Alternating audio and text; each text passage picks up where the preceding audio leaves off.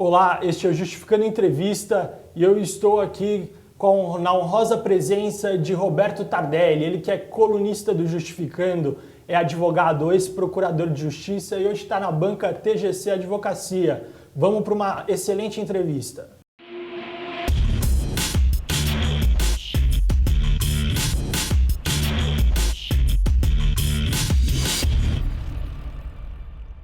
Olá, Tardelli, é um prazer estar aqui na sua presença. Muito obrigado por estar aqui no estúdio do Justificando.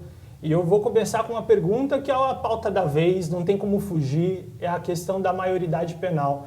Parece que esse era um assunto quase impensável alguns anos atrás, não se discutia a maioridade penal porque era quase surreal.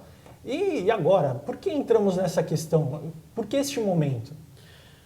Bom, eu queria dar um grande, enorme beijo a todos os que estão nos vendo. O Justificando, ele está na minha vida, no meu dia a dia, no meu sangue. E é uma alegria, uma honra, uma felicidade. E é uma emoção muito forte estar aqui, né?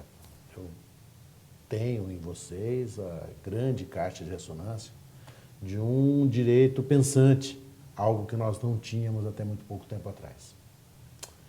A questão da idade da imputabilidade penal vem no rastro e na cultura desenvolvida de uma sociedade do ódio. Por menos que as pessoas gostem de ouvir essa expressão, ela precisa ouvir a sociedade essa expressão. A nossa sociedade brasileira é uma sociedade marcadamente violenta, principalmente no relacionamento adulto-criança.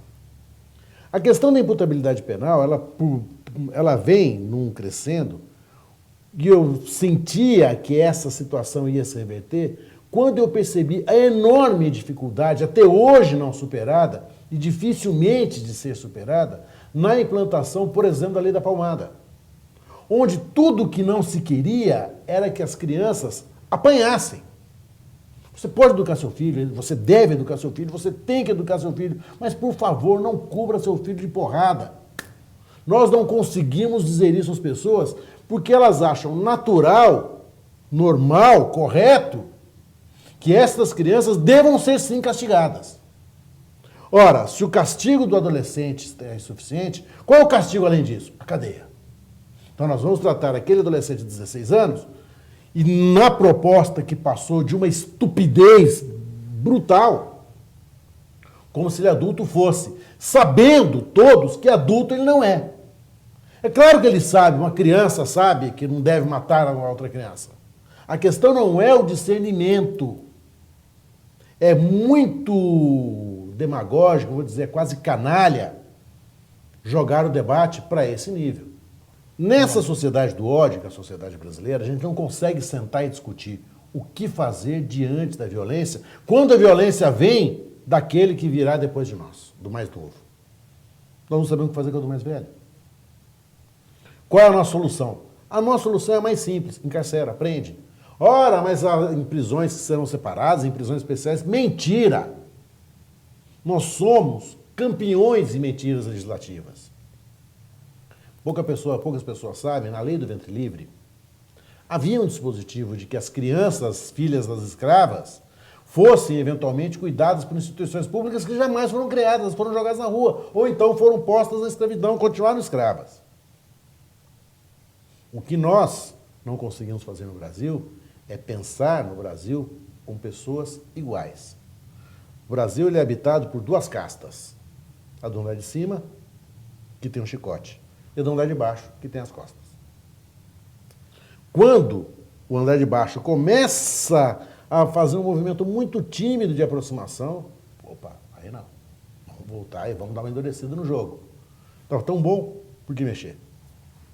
Acho que a grande questão que chega neste momento, e a gente vem falando aqui, é a questão do punitivismo. A mente punitivista, ela está na sociedade, não sei se brasileira, mas num total, no mundo, ela permeia. Esse discurso, ele vem funcionando. Quando e como surge a mente punitivista? Acho que a mente punitivista surge quando o impasse se torna muito mais forte e o Estado não consegue resolvê-lo, com os mecanismos que possui. Nós temos hoje uma África invadindo a Europa de fome. Nós temos um Oriente Médio destroçado por uma guerra sangrenta, por uma guerra horrorosa, invadindo a Europa de fome. Nós temos, né, as demandas de um mundo muito mais densamente povoado que nós não conseguimos entender. Quando você não consegue entender uma demanda, quando você não consegue dialogar, quando você perde esse diálogo, porque você perde a noção de igualdade, a única solução que resta é a porrada. A única solução que resta. Desde a mãe que vai obrigar o filho a comer a maldita beterraba que está na mesa, até, né, num aspecto muito mais de multidões, como conter essa efervescência. Olha, como conter essa juventude?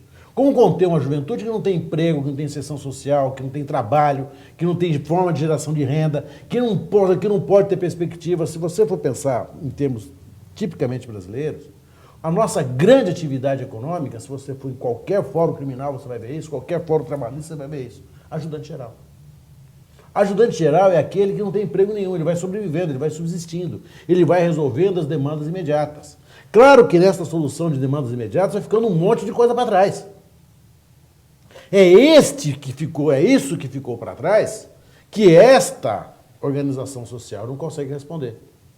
Por não conseguir responder, o que faz? Ele invade a comunidade, ele declara o estado de sítio na comunidade, ele começa a confundir todas aquelas pessoas com eventuais criminosos e, portanto, inimigo da sociedade que sustenta, teoricamente, aquele aparato policial, o que é um erro, porque o aparato policial é também sustentado por quem a polícia atira. Quando você tem esse Estado que perdeu a capacidade de conversar, quando você tem uma sociedade que se dissolve porque ela não consegue se olhar, ela não consegue ver-se enquanto sociedade, a porrada é a solução única que você tem e que está na sua mão. O que marca muito, eu tenho lembrando, você vai me falando, eu lembro muito de um texto que você escreveu no Justificando, que você fala sobre o medo. E aí eu lembro do punitivismo, medo do desconhecido. Como que é o medo e como que ele acerta a sociedade, a vida da pessoa, que faz ela tentar atacar outras? Olha, eu vejo o medo de duas formas. Você tem o medo que é necessário, indispensável para a tua autopreservação. Você não vai atravessar a Paulista agora sem medo. Você vai morrer. Né? Outra coisa é o medo difuso, é aquele medo que vai impedindo a sua vida. Ele impede que você tome atitudes, ele impede que você exerça um projeto de felicidade. Quando esse medo é difuso, quando esse medo você não tem um sentido lógico, próprio, você não consegue pontuar, ele é muito mais aterrorizante. E é este medo que sustenta a indústria do medo, que está por trás disso. Olha, hoje nós temos carros blindados, que é um perigo, as pessoas não entendem que carro blindado é perigoso. Ó, se você passar mal dentro do carro blindado, você vai morrer lá dentro, você vai morrer num caixote, porque não tem santo que abra aquele carro. Então você vai morrer num aquário, como peixe que morre na água sem oxigênio, você vai morrer ali dentro. É muito mais perigoso muito mais provável você ter um mal súbito do que ser assaltado na rua. Você ergue portões gigantes, caríssimos, desnecessários na sua casa. Você põe cães de guarda e você contrata a segurança privada, que é uma forma absolutamente indireta da terceirização da segurança. Qualquer bairro de classe média, qualquer edifício de classe média, tem lá o segurança. Ele está lá para quê? Para nada. Ele vai morrer de sono, ele morre de tédio ali.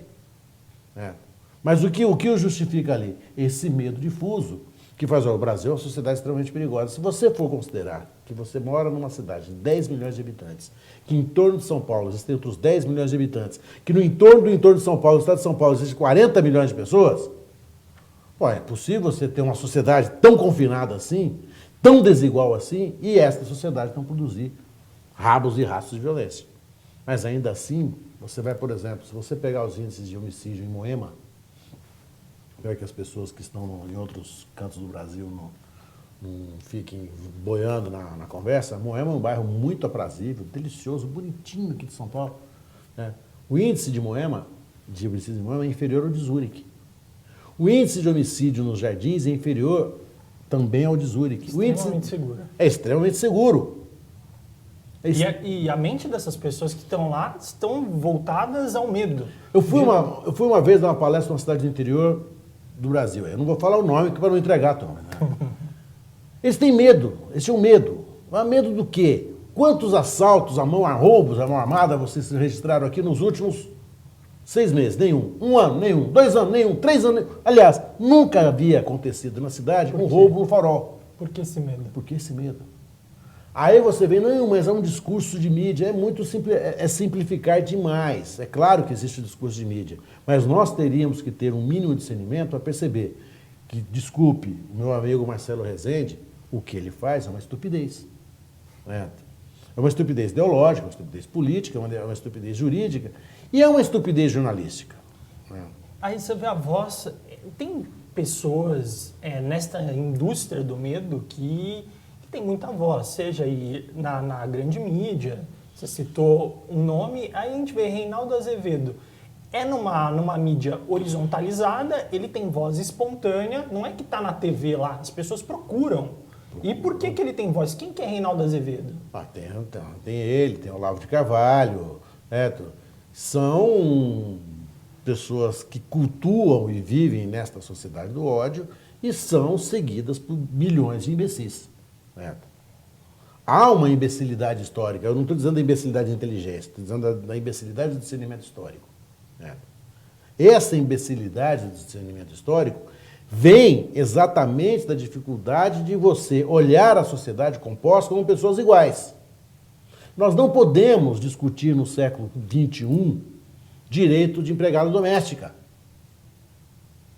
Isto é exatamente você ainda não conseguir romper essa senzala. Nós não podemos discutir isto. Essa discussão já teria que estar vencida há muito tempo atrás. Provavelmente há uns 100 anos atrás. E como combater esse discurso?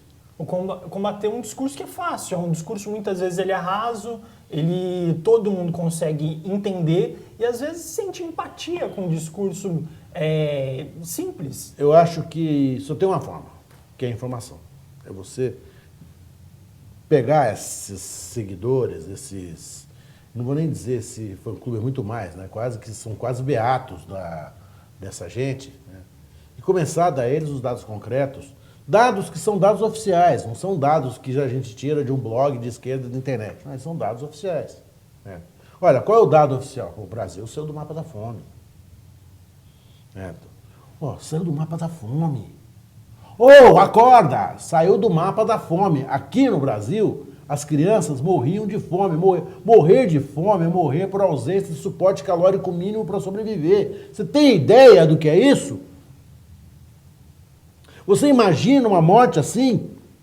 Nós conseguimos evitar essa morte, nós estamos diminuindo dramaticamente isso. O Brasil sai desse mapa, sai dessa indignidade estatística, sai dessa vergonha mundial. Isso aí teria que ser muito celebrado. E sai por quê? Sai em razão desses programas de transferência de renda, que existem no mundo inteiro. Os Estados Unidos devem ter uma centena de programas nesse sentido. Porque o que não pode haver é a pessoa ter que lutar pela sobrevivência, pela subsistência imediata. Brecht dizia, primeiro vem o estômago, depois vem a ética. Você não pode colocar o indivíduo, o ser humano, numa situação de tudo ou nada. Ninguém pode ficar num momento da vida que não tenha nada a perder. Ele vai perder completamente o discernimento. Nós conseguimos isso, cara. Nesse momento de polarização política, que entra nesses discursos, que tem uma parcela que, olha, o social melhorou, outra parcela, não, a economia piorou. Essa polarização, ela hoje você tem esperança de que o progressismo ele avança ou a gente vai continuar jogando na defensiva? A marcha histórica ela é lenta. 3 passos para frente, mas avança. 2 passos para trás. 3 passos para frente, 2 passos para trás. Nós estamos dando os 2 passos para trás. Tá. Certo? Só que esses 2 passos para trás são passos muito estratégicos. Nós estamos discutindo coisas muito estratégicas, que não eram para ser objeto de discussão. Nós estamos perdendo tempo discutindo situações que não vão afetar o dia a dia das pessoas, mas só vão agravar um estado de ódio. Nós deveríamos estar discutindo agora um padrão educacional mínimo para a enorme população brasileira que não tem. Olha, essa é uma discussão que deveria entrar na pauta. Não é dizer apenas a pátria educadora, é saber de onde vem recurso para dar a esse país gigantesco, de dimensões continentais, de uma população também continental, né, um padrão educacional público que seja de qualidade. Isso não vai ser barato. Né? Isso não vai ser barato. E isso pode ser transformador. Agora, querer transformar, querer melhorar, construindo cadeia, é um desses gestos de estupidez histórica, de estupidez jurídica. Eu vejo colegas, eu vejo juristas, eu vejo professores defendendo isso, dá vontade de bater neles. Né? Não bato porque eu sou pequeno, sou fraco. Né? Se eu fosse mais forte, já teria batido em um. Alguns já teriam apanhado. Porque não é possível que alguém que desenvolva tanto tempo de estudo, que desenvolva tanta leitura, chegue no final da sua leitura e conclua uma estupidez, uma besteira dessa. Esta pessoa, com a devida vênia, não merece o meu respeito. Quem quiser respeitar, quem respeita. Eu não respeito. E não respeito por uma razão. Porque ela não tem licença poética para concluir isso. Hoje, a Constituição vem sendo transformada, vem sendo, de certa forma, atacada, e os valores que estavam lá do Constituinte, valores progressistas, estão tornando ao conservadorismo. E a gente percebe que alguns dos constituintes hoje estão no poder, são os mesmos. Qual que é a diferença daquele pensamento da Constituinte e hoje? Por que os mesmos players e um pensamento completamente diferente? Acho que naquele momento havia o sonho da construção de uma sociedade mais justa. Certo? Este sonho foi se diluindo. As pessoas foram se convencendo que é mais fácil lutar individualmente para a sua felicidade individual e o resto que se dane. E, curiosamente, quem for ler o texto da Constituição inteirinho vai observar que falta a assinatura de um partido naquele texto. O PT, hoje partido do poder, não assinou a Constituição porque achou a Constituição reacionária. Ela não era progressista naquilo que os progressistas imaginavam. Mas é progressista ainda hoje. Hoje ela é revolucionária, hoje ela jamais seria escrita. Nós não teríamos um arremedo daquela Constituição, nós não teríamos a presunção de inocência, nós não teríamos o respeito à dignidade humana, nós não teríamos a proteção da intimidade, a proteção do meio ambiente, a proteção da infância. A Constituição foi um sonho, então aconteceu. Aconteceu. Aconteceu num momento talvez único da história do Brasil. E já que aconteceu, nós temos que nos agarrar a ela. Né? Ela possui deficiências? Pô, claro que possui. Lógico que possui. Né? Mas ela é 90% fantástica. Ela projeta um país. Ela cria, pela primeira vez na história do Brasil, o projeto de felicidade. Você tem esperança na Constituição? Eu tenho esperança na Constituição. Eu acho que a Constituição brasileira é uma Constituição que te permite lutar pela felicidade. Te permite lutar pela saúde, pelo meio ambiente, pelo consumidor, pela educação, pelos direitos da mulher, pelos direitos da infância, pela dignidade humana, enfim. Nunca a dignidade humana ganhou status constitucional no Brasil. Nós não sabemos exatamente o que é isso. Quando a gente imaginava a dignidade humana, a gente pensava numa dignidade humana branca. Na hora que a gente acordou, olha, a dignidade humana de todos, isso está nos assustando.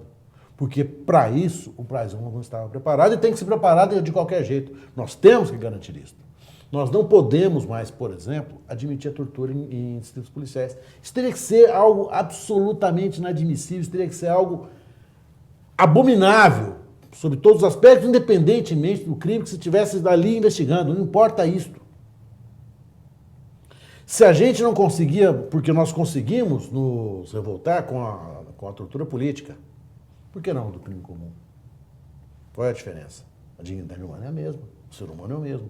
A diferença que havia é que um era filho de classe média, a maioria de universitários, jornalistas, empresários. E agora quem está é a periferia, o povão. Nós temos que fazer essa aproximação. Se a gente não fizer isso, nós vamos cair num buraco, histórico, que eu acho que nós não vamos cair, a gente não corre esse risco ainda, mas podemos chegar lá.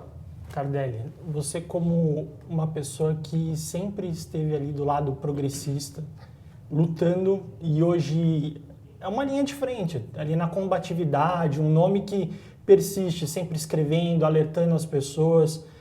Como fazer hoje oposição a esse reacionarismo? Como se manter de forma progressista? Qual é a esperança que você passa para quem está do lado da resistência? A gente tem que acreditar. Primeiro você tem que acreditar pessoalmente. Não adianta fazer discurso para fora e ter uma realidade interior, familiar diferente. Você tem que trazer isso para a sua vida. Certo?